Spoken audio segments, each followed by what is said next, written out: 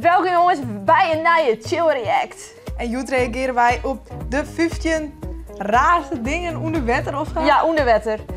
De wetter is al raar, dus we gaan zien wat mensen al hebben onder wetter. Dus, ik ben benieuwd.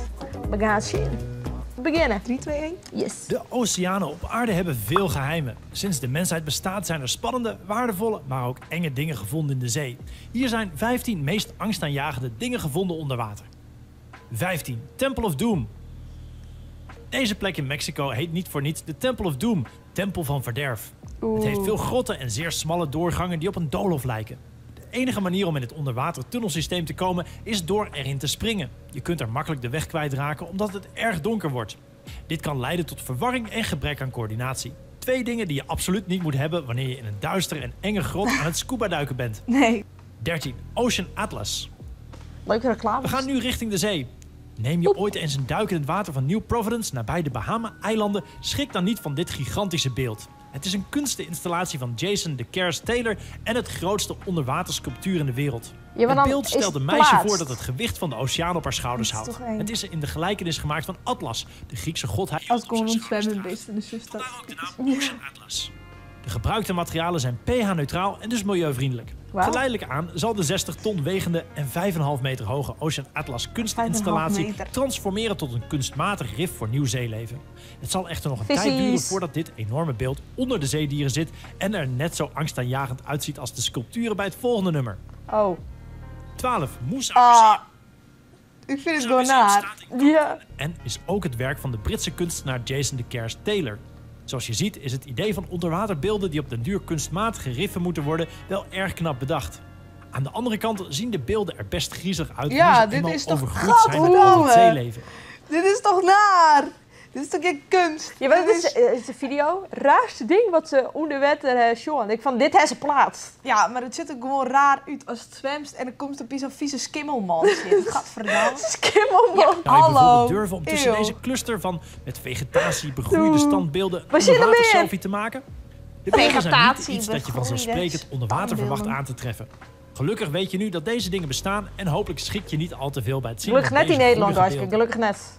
11. De ruïnes van een erg oude stad. Oeh. Oceanografen van de National Institute of Ocean Technology in Chennai deden in december 2000 per toeval een interessante ontdekking op 30 kilometer voor de kust van Gujarat in de golf van Cambay. Ze waren de niveaus van zeeverontreiniging aan het meten. Als onderdeel van de routine maakten ze sonarfoto's van de oceaanbodem. Dat broeken zijn moeilijke wurm. Ja. Jeetje. Analyseren van de beelden realiseerde het team zich dat het onbewust de ruïnes had gefotografeerd van een enorme oude stad die 40 meter onder de zee was Je zei verzonken. Atlantis Ze toen. ontdekten dat de ruïnes in de zee verspreid lagen over een 9 kilometer lange strook op de oevers van een oude rivierbedding en dat de stad mogelijkerwijs 9500 jaar oud is. Jemig. Dit wil zeggen dat deze beschaving aan het einde Dat van is de wel ijstijd is oud. verloren gegaan. Ja.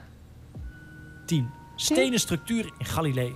Oh. Een mysterieus, cirkelvormig bouwwerk werd 9 meter onder het meer van Galilea in Israël ontdekt.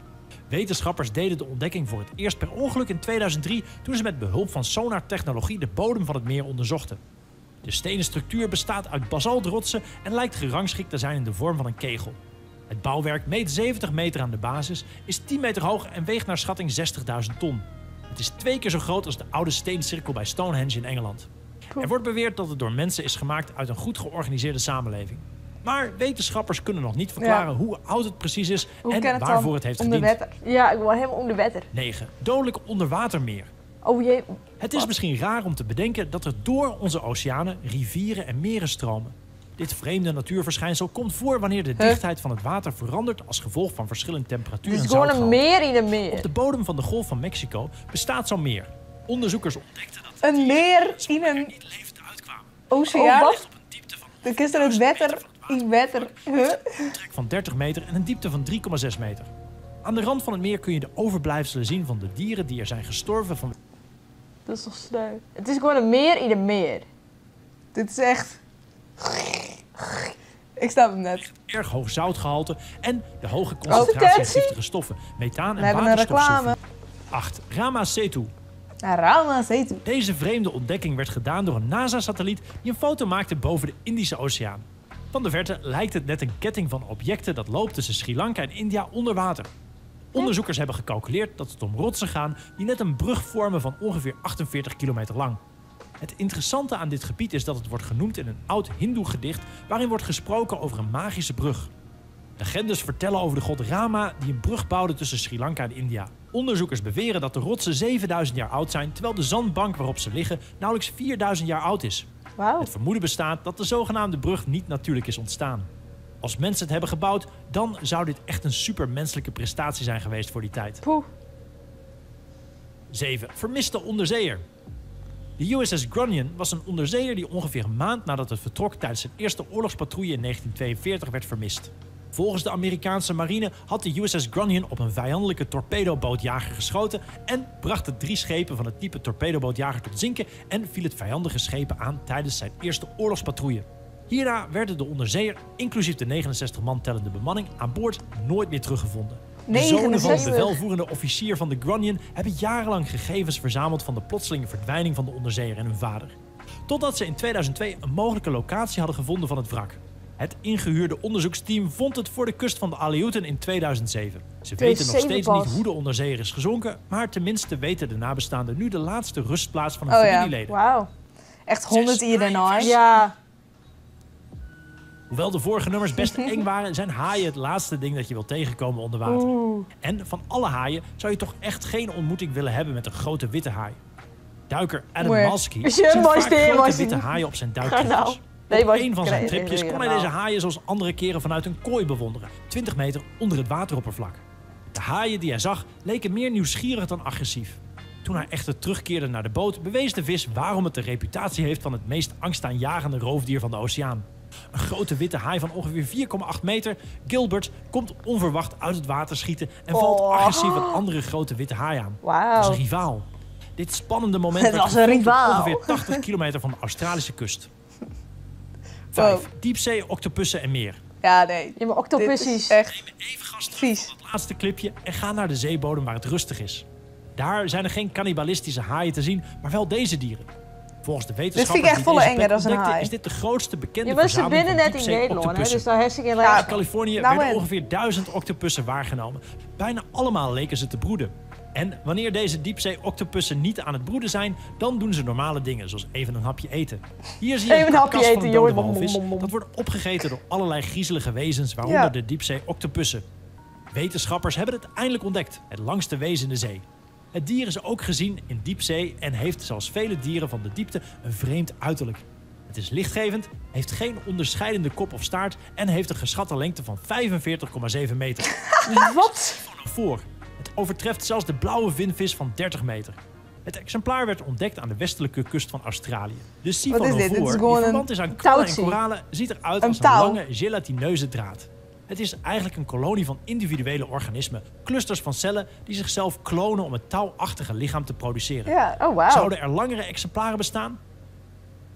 3. Schildpaddenbegraafplaats. Nee. In de wateren van Sabah in Maleisië, onder het eiland Borneo, kun je een levendig en kleurrijk koraalrif vinden dat geleidelijk aan donkerder wordt. Het is de ingang tot een netwerk van onderwatergrotten waarin een angstaanjagend mysterie verborgen ligt. De tunnels leiden naar een unieke begraafplaats op 18 meter onder het wateroppervlak en 61 meter naar het hart van het eiland. Hier liggen tientallen fossielen van schildpadden. Tussen de Wel, volwassen arm schildpadden schulpje. liggen de overblijfselen van doodgeboren schildpadden. Oh. Hoe ze precies daar zijn gekomen is een raadsel. Want schildpadden komen niet bij elkaar om te sterven. En ze kunnen een aantal uren onder water zwemmen zonder zuurstof. Ook leggen de vrouwtjes hun eieren op het strand, niet in een grot. Het onopgeloste mysterie rond deze verloren Sowieso, dat is de Gondello of zo. Ja. 2. Onderwaterbegraafplaats. Nog De vragen hier. die je mocht hebben over deze begraafplaats zijn echter helder en duidelijk te beantwoorden. De Neptune Memorial Reef, een onderwater columbarium, ligt voor de kust van Florida in de VS. Het is een kunstmatig rif dat wordt beheerd door de Neptune Society, Amerika's vertrouwde crematiedienstverlener sinds 1973. De Neptune Memorial Reef ligt 12 meter onder het wateroppervlak en iets meer dan 5 kilometer verwijderd van Key Biscayne. Het rif is 56.000 vierkante meter groot en biedt een laatste rustplaats voor hen die met de hulp van de tijd en de natuur willen behoren tot het rif van kleurrijk zeeleven. Hoe het werkt? De gecremeerde overblijfselen worden gemengd met cement om delen van het rif te vormen dat een habitat vormt voor nieuw zeeleven en koraalgroei. Op zich wel mooi. Ja. Of zo. Stel je eens voor dat je alleen onder water duikt en je zaklantaarn schijnt geen fel licht. Het is een beetje donker, je voelt dat de stroming sterker wordt en het lijkt alsof je steeds dichter en dichterbij komt van iets. En dan zie je plotseling dit ding voor je staan. Wow. Gelukkig Hij is is het geen weer. echte haai, maar Leuk. enkel een standbeeld. Wie zet nou zo'n verschrikking op de bodem van de oceaan? En waarom Dan zou ligt het op zo'n Disney-haai, wissel. Ja, hey, dat is echt cracksezen. Die van Nismo. Volgens een tweet van Diane Doniol Valcroze werd het standbeeld gemaakt in 2007 voor de korte film Choc au Lac door de wauw. vereniging La Jeunesse de la Côte. Nu weet je in ieder geval wat je kunt verwachten als je een duik neemt in Lake Neuchâtel.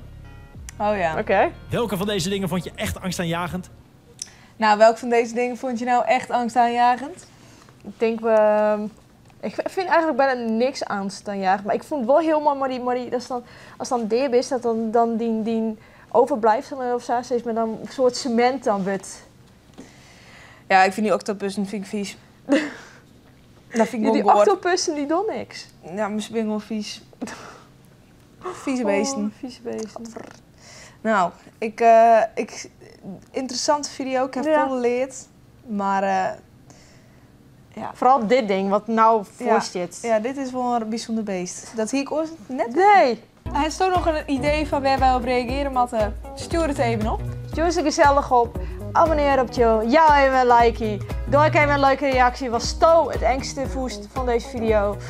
En dan zien we hem de volgende keer. Doei! Doei!